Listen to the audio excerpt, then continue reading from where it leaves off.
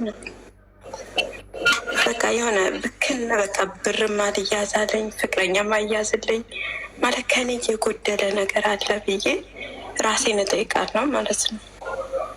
ግን ምንም ሊገባኝ አልቻለም። በቃ ምን ላደርግ የሆነ በቃ ብቻ መፍትሄ። እድሜሽ ሆነ ያለው እድሜሽ ወደ 23-22 አካባቢ በጊዜ ሰራሽ ሰው ሀገር ሳውዲ ወደ ሳኡዲ እንኳን ገና 2 ዓመቴ ነው። ዱባይም ሰርቻለሁ፣ ቤሩት ሰራው። ብቻ በቃ ህይወቴን ያሳለፍኩት ስደት ላይ ነው። በቃ ግን ብር እጄ ላይ አይገባም። በቃ አባቴን ቀበርኩኝ ራሴ አሳክሜ በእርዳታ ሁሉም ማለት ነው ዱባይ ያለ በቃ ከደሞዜ አልፎ በቃ ጌም ተጫውቼ በእርዳታ ሁሉ አሳክሜዋለሁ። ግን አልተረፈም። በዛ ሰዓት ደግሞ የሆነ ልቤ ስብር አለ። አንድ መከታዬ ነበረ አባቴ ማለት በቃ ሁሉም ቤተሰቦቼ ነበር። እናቴም ገና በልጅነቴ ነው ያጣኋት ሳላውቃት ማለት ነው። አባቴ ግን በቃ ሲከፋኝ ስደውልለት የሆነ ድምፁ ስሰማው የሆነ አላ የውስጥ እርካታ ነበረኝ። 40 ሀገራቶችም ስሰራ የሆነ አባት አለኝ መመካበት የሆነ በቃ የሆነ ነገር አደርጋለሁ፣ የሆነ ከፍ አደርገዋለሁ፣ አነሳዋለሁ እያልኩኝ ተስፋ ነበረኝ። ገባህ ጊዜ ግን አሁን ላይ ግን ተስፋ የማደርግበት ነገር የለም። በቃ ምንም ማለት ነው ውስጤ በቃ በጣም ብቸኝነት ይሰማኛል። ነው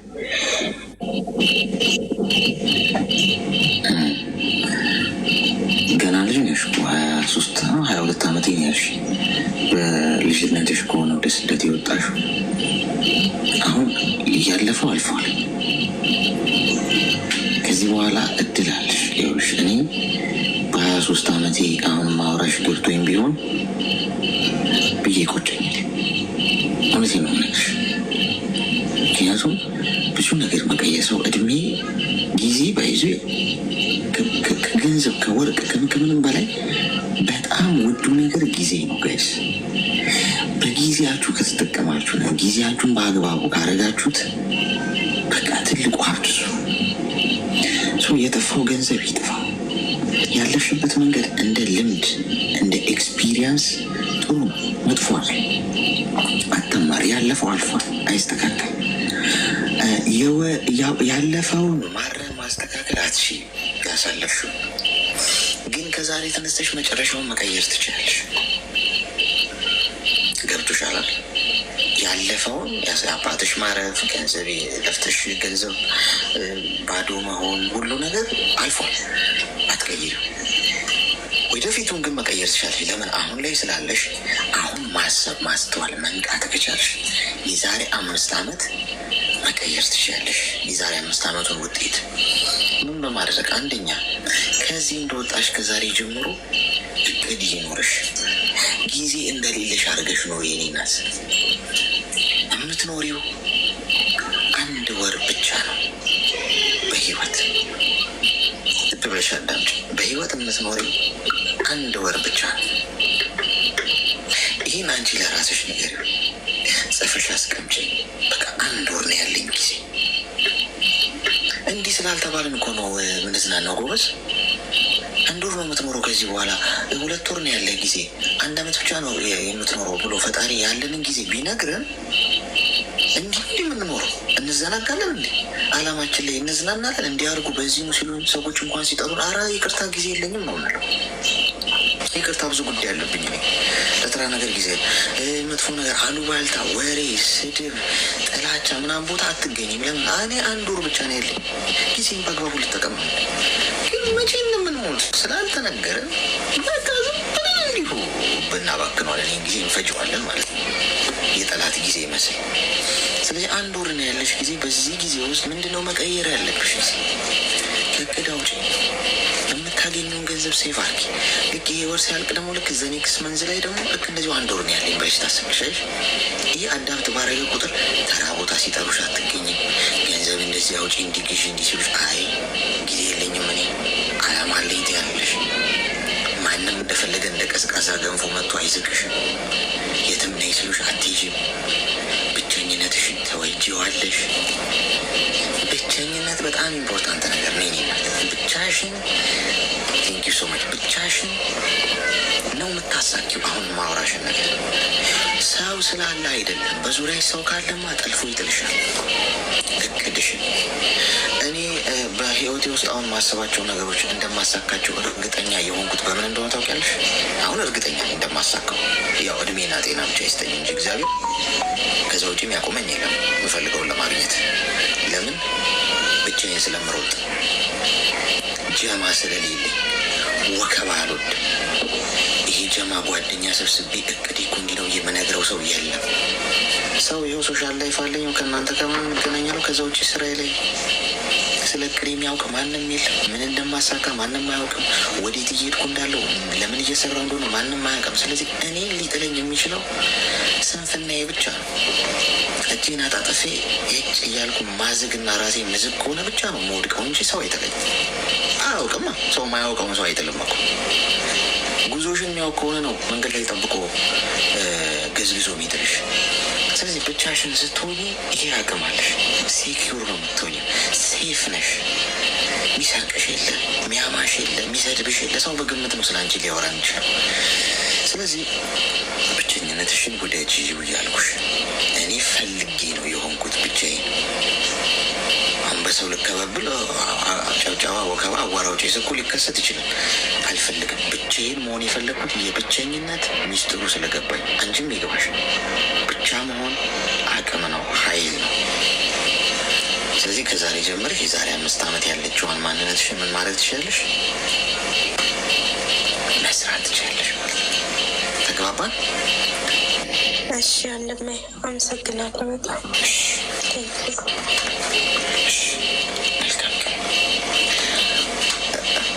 ወይኔ ወጥ ወይኔ ወይኔ ወይኔ ተሳስቼ ሁለቱን ነካሁት። አለሽ እስቲ ላኪልኝ። ቁጭ ብላ ጠብቃን እኮ ሊሆን ይችላል። ቅድም ከታች የነበረችው ማለት ነው። ላኪ እስቲ ካለሽ።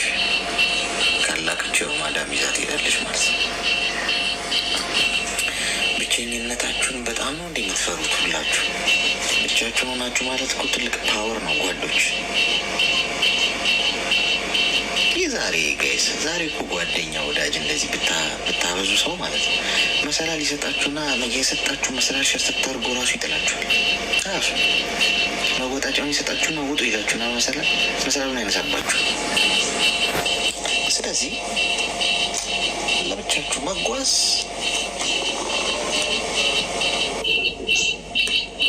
ለድርድር የምታቀርቡ ጉዳይ መሆን የለበትም። ግን በሰው መከበብ ትፈልጋላችሁ ብዙዎቻችሁ። ተዋደጋለሁ ጥፋት ነው። እውነቴ ነው የምነግራችሁ። በእውነት በጣም የበሰሉ ሰዎች ብቻቸውን ነው የሚሉት። ድራማ አይፈልጉም፣ ወከባ አይፈልጉም። ሄሎ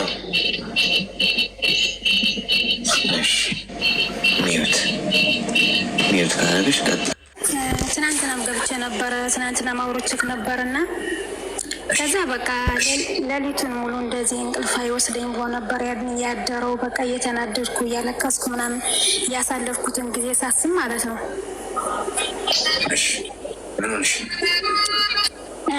ትናንትናም ነግሬህ ነበር። ያው ሰው ስለሚበዛ ነው እንጂ እንደዚህ የሁለት ልጆች አባት ነበረ። በስደት ነው የተዋወቅኩት ምናምን ብዬክ ነበርና ያው እንዳልኩ በመንገድ ስመጣ ያኔ አልጠየቀኝም። እዛ ሀገር ቤትም በቃ የምፈልገውን ነገር ስላላሟላልኝ እሱ ስላናደደኝ ነው ወደዚህ ወደ ስደት የመጣሁት። በቃ እሱ ስላናደደኝ ማለት ነው። እና ትናንትና ምክር ከሰጠከኝ በኋላ የባሰ በቃ እንደዚህ አለቀስኩኝ። ያሳለፍኩትን ጊዜ ሳስብ በቃ እድሜን ሁሉን ነገር ሳስብኝ ተናደድኩኝ። እና ያው እስኪ ደግሞ ሁለተኛ ምክር ፈልጌ ነበር። ለዛ ነው ምን ተፈጠረ ማለት እንዳልኩኝ 2 ወር ሆኖኛል ከዘጋኝ። ያኔ ኢሞውንም ዋትስአፑንም ደላልቶብኛል። እኔም ቤተሰቦችን ያው በሀዘን አጥቻለሁ። እናቴንም ወንድሜንም አባቴንም። ያኔ አንደኛ የቤተሰቦች ሀዘን ከሆዴ ሊወጣልኝ አልቻለም። ሀዘኑ አለ። እናት አባቴን ወንድሜን ሳስታውስ በቃ ሁሌም አለቅሳለሁ። ሁሌም ይተያዩኛል አለ አይደለ በቃ ሁሌንም አለቅሰው። ከዛ ደግሞ እሱን ማጣትም አልፈልግም ግን ያኔ በጥይት ተመትቻለሁ ብዬክ ነበረ በየመን መንገድ ስመጣ እህቶቹም እሱም አሳክመውኛል ብዬካለሁኝ አሳክመውኛል። ግን ደግሞ ያን ሁሉ እስር ቤት ተቀምጬ ሀገር ገብቼ ተመልሼ ስመጣ ያው የምፈልገውን ነገር አላሳካም ስላለ እመጣለሁ ስለው ሚስቴ አይደለሽም ምናምን ብሎ የነበር ብዬካለሁኝ። ከዛ ሚስቴ አይደለሽም ሲል ልጆቹም ልጆች አይደሉም ምናምን ብሎ ተናድጄ በንዴት መጣሁ ወደዚህ ማለት ነው። ከዛ በኋላ ግን እዚህ እንደምንም ብዬ እንዳልኩ ተፍጨርጭሬ ገባሁኝ። እንደምንም ብዬ ተፍጨርጭሬ ከገባሁ በኋላ ያኔ ሲደውልልኝ ሰላም ነው አባቴ ሞቶ ነበረ ሰላም ነው ምናምን ብሎኝ ሰላም ተባብለን ከዛ በቃ እኔ ጋር ነይ ቶሎ እንገናኝ ሚስቴ ነሽ ምናምን ሲል እንዴ እዛ ያለው እኮ የምፈልገውን ነገር አላሳካ ብለኸኝ ነው የመጣሁት ሚስቴ አይደለሽም ብለኸኝ ልጆቹም ልጆቹ አይደለክም ብለኸኝ ነው የመጣሁት እና ለምን እንደዚህ ስላለ ምናምን ስለው አይ እኔ እንዳትመጭ ብዬ ነው መጥፎ ነገር እንዳይገጥምሽ ያው በጥይትም ስለተመታሽ እንዳትታመሚ ስላልኩ ነው ምናምን ሲል በቃ እሺ ችግር የለውም ብዬ ያን ቀጠልኩኝ እሱ ጋር ስልክ ማውራት ማለት ነው። ስልክ ማውራት ከጀመርን በኋላ በቃ እኔም ባሌ ላለው እሱ ሚስቴ ይላል እንደዋወላለን ቀን በቀን እሱ ይደውላል እኔም እንደውል ነበረ። ግን ከቀን በኋላ በቃ እኔ ጋር ካልመጣሽ ምናምን ሲል እንዴት እንደዚህ ስላለ አንደኛ የመጣሁበትን እዳይን አልከፈልኩም። ድጋሚ ነው እየነገርሽኝ ያለሽ ወደ ኮይኑ ሰሉ እሺ ከሰዓት ነው እሺ። ከዛ በኋላ እዚህ ከመጣን በኋላ እንደዛት ብለን ያኔ ላስታውስክ ብዬ ነው እንደዛ ብለን ስንደዋወል ነበረ። ከዛ ካልመጣሽ ምናምን ሲል እኔም በቃ አልመጣም እዳይንም ካልከፈልኩ እንደዚህ ምናምን ስለው እንዴን የምለውን ማሰሚ ከሆነ ሚስቴ አይደለሽም ስልክም ዘጋብሻለሁ ምናምን ሲል እንደፈለክ ምናምን አልኩት። ግን እኔ ያም ሆኖ ሁሌ ነበር ማለቅሰው ሲደውልልኝ ግን ማለት ነው ጠንካራ እንደሆንኩኝ ጎበዝ እንደሆንኩኝ በቃ ኃይለኛ ሴት እንደሆንኩ ምናምን ነግሮኝ ነበረ። ያኔ ለ3 ወር እኔም ቦልኬው ነበረ ተቦላልከን አላገኘውም ነበር። ከዛ ግን በሌላ ደውሎ በቃ ሚስቴ ነሽ እንደዚህ ክፈችው እናውራ አንቺ እኮ ጎበዝ ጠንካራ ነሽ ምናምን ሲል ማውራት ጀመርም ማለት ነው። ከዛ ቀን በኋላ ግን ከተደዋወልን በኋላ መልሶ እሱ ማፈግፈግ ጀመረ። ካልመጣሽ እኔ ጋራ በቃ እኔ ጋር ማትመጭ ከሆነ ምናምን ብሎ ወደ ኋላ መሸሽ ጀመረ። ለምንድን ነው ከኔ መራቅ የምትፈልገው? 2 ልጆች አሉን ልጆቹንም እየደወልክ አጠይቃቸውም። ያኔ አውደ ዓመት ሲመጣ ልብስ ገዝቶላቸው በአባቱ ይልካል። ከዛ ውጪ አይረዳቸውም ለልጆቹ ራሱ ማለት ነው። እኔ ስደት ከወጣን እሱም ከወጣን እሱ 3 ዓመቱ ሞልቶታል እኔም ከዓመት በላይ ሆኖኛል። ግን ልጆቹንም ደውሎ አይረዳቸውም አይጠይቃቸውም። እኔ ብቻ ነኝ እንዳልኩ እናት አባት የለኝም ብቻዬን ነው እያሳደግኳቸው ያሉ። ግን እንደዛም ሆኖ እኔ ሁሌ ስለሱ አስባለሁኝ። እንደዚህ ሲፈልግ ስንጣላ አንቺ አትረቢም ይላል ሲፈልግ ጠንካራ ነሽ ይላል። አንቺ ያልሽውን ባልሽው ቃል አትገኝም አትረቢም አንቺ ሰው አይደለሽም ምናምን ይለኛል። እና ይህን ነገር ሳስብ በቃ ውስጤ ይቃጠላል። እንዴት ብዬ ከዚህ ነገር መውጣት እችላለሁ? እንዳልኩ ስልኩን ዘግቶብኛል 2 ወራችን ኢሞም ዋትስአፕም ቀጥታ መስመሩም ዝግ ነው የለም። ግን ደህና እንደሆነ ስራ እየሰራ እንደሆነ አውቃለሁ። እኔ ደግሞ የእሱ ልጆች የ7 ዓመት እና የ8 ዓመት ልጆች ብቻዬን እያሳደጉ ነው። ከዛ ላይ ሳስብ እሱን ሳስብ ደግሞ በቃ ያመኛል እታመማለሁ። በቃ ውስጤ ይታመማል። ምን ማድረግ እችላለሁ? ትናንትና እኮ ያወራሽን ድጋሚ ነግሬሽ ነበር ምን ማድረግ እንዳለብሽ ነግሬሽ ነበር አይደል? እንዴ ምን ማድረግ አለብኝ? ትናንት አውርተናል ግን ማለቴ እውነቴን ነው አለቅሳለሁ ሁሌ ነው ከሆነ የምትነግሪኝ ትናንት ነገርሽኝ ታይቀር። እኔ ደግሞ ሌላ አዲስ ጥያቄ ነው የመሰለኝ እና እስክጨርሽ የጠበቅኩት ምን ማድረግ እንዳለብሽ አወራን እኮ አይደል? ነው አልሰማሽኝም? ትናንት አይ አረቦቹ ጋር በጎኑ ስራም ስለነበርኩ እየሰማኩ ነበረ። ግን ካወራሽ እሺ አመሰግናለሁ ገብቶኛል ብለሽኝ እኮ ነው የሄድሽው ትናንት አይደል? እሺ አይ አልዋሸክም። ግን ያኔ እየተጨናነቁ ነው። ስለዚህ አሁን ለምንድን ወይስ እኔ እውነት ነው እውነት አይደለም የሚለውን እንግዲህ ያጠራጥራል። ምክንያቱም ኦልሬዲ ነገርሽን፣ ከዛ አሁን ራሱን የነገርሽን ድጋሚ ያልኩሽ ነገር ገብቶሽ ነበር ወይስ ጭራሽ አልሰማሽን? ትናንት የመከርከኝ እንዳለው ሆኖ አሁን ለምሳሌ እኔ ሲፈልግ ጠንካራ ነች ሲላል፣ ሲፈልግ ደግሞ አትረቢም ይላል። አሁን ለዚህ መልሱ ምንድን ነው? ሚዩት አድርጊ እስኪ። ለምን አትተይው? ጨነቀኝ ነው በቃ ተጋገርኩ ስለማለቅስ ነው። ለዛ ነው። ቆይሽ ሚዩት አድርጊ። እሺ አሁን አንቺ ለምን አትተይው? ሰው እንዴት ውድቀቱን ይከተላል? ሰው ስንት መከራ እኮ እያሳለፈ እኮ ይኖራል እኮ። ግነት እዚህ ውስጥ እኮ ሰው አርግዘው በሰው ሀገር ልጅ አሳቅፏቸው የሄደ ሰው አለ። ምን እንደሚያደርጉ ግራ ያገባቸው። አሁን ባለፈው ልጅ ይዛ ሰምታችኋል። እዚህ ቤት ልጅ ይዛ ማዳም ቤት እንዴት መስራት እንዳለባት ልጅን ወደ ሀገር ቤት ልላከው ወይስ አላ ስደተኛ ነኝ አለች። ወደ ሀገሯ መሄድ አትችልም። ሰምታችኋታል። ሀገር ግብጽ ውስጥ ነው ምናምን ያለ ነኝ ያለች። እንዲህ ከባድ አጣብቂኝ ውስጥ ሆኖ የሚሰሩ ሰዎች እኮ አሉ። አንቺ ለምንድን ነው ማትተይው? ለምንድን ነው ኑሮሽን ማትነው? አንድ ሰው እኮ አንድ ጎረምሳ እኮ ካደግሽ በኋላ የተዋወቅሽው አንድ ወንድ እንዴ ጭንቅላቶች ቤት ሰርቷል ሰውዬው። ለምን ትተሽው ጤናሽን አትጠብቂም? በጥይት ተመተሻል ባል በጥይት ብትሞች ኖሮ ሞተሻል። በቃ ልክ አሁን ይሄ ሰው አይፈልግም። በቃ ፍላጎት የለም እንጂ አሁን እሱ ምናምን እያለሽ ብታለቅሽ በሰው ሀገርና በሰው ቤት ማንም ዞር ብሎ አያሽ። እንደውም ከአንቺ ጋር መሆንም አይፈልግም እንደዚህ እያለቀሽ እሱ በእርግጠኝነት ድክመትሽን ሲያይ የበለጠ ቻሌንጅ የምታደርገውን ሴት ነው የሚከተለው እንደዚህ አይነት ወንድ። በቃ ተይውና ራስሽን ጤናሽን ጠብቂ፣ ገንዘብሽን ያዥ፣ ጎበዝ ሰው ሁኚ። ጎበዝ ካልሆንሽ የሚፈልግሽ የለም። ሲባል ቤተሰብሽ እናትሽና አባትሽ አይፈልጉሽ።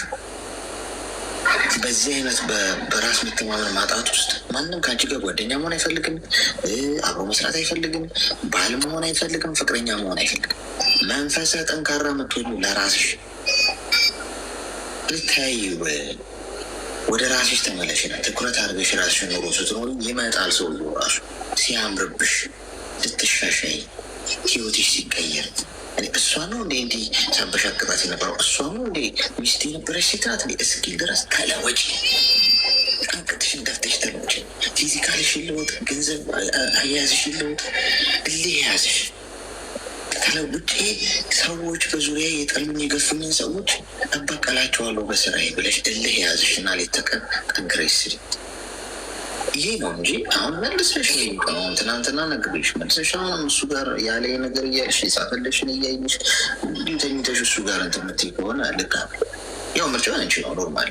ግን እኔ ይሄ መንገድ ነው ወደድሽም ጠላሽም የማሸነፊያ መንገድሽ ወይም ካርታሽ ይሄ ነው።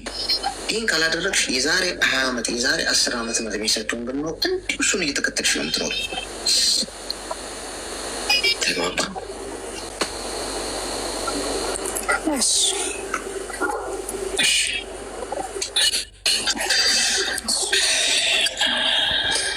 አይ ነው እንግዲህ ጨንቋስ ሊሆን ይችላል። ግን እኔ ያው ትናንትና ነግረኛል። ግን እስቲ ሌላ አዲስ ነገር ፈልጌ ነው ስትለኝ ስሰማ የነበረው ምን ሆና ነው ሰውየው ደወለ ድጋሚ አገኘችው አካል ምናምን የሚለውን ነበር። ግን እሷ ራሷ ትናንቱን ደግሞ ትናንቱን ድጋሚ። ስለዚህ ትናንቱ መርፌ እንግዲህ ከሽፏል ማለት ነው። መርፌ ሲከሽፍ እንደዚህ ነው ይላችሁ። እንደ ሮኬት ከሸፈ፣ መርፌው ከሸፈ። ጤና ይስጥልኝ።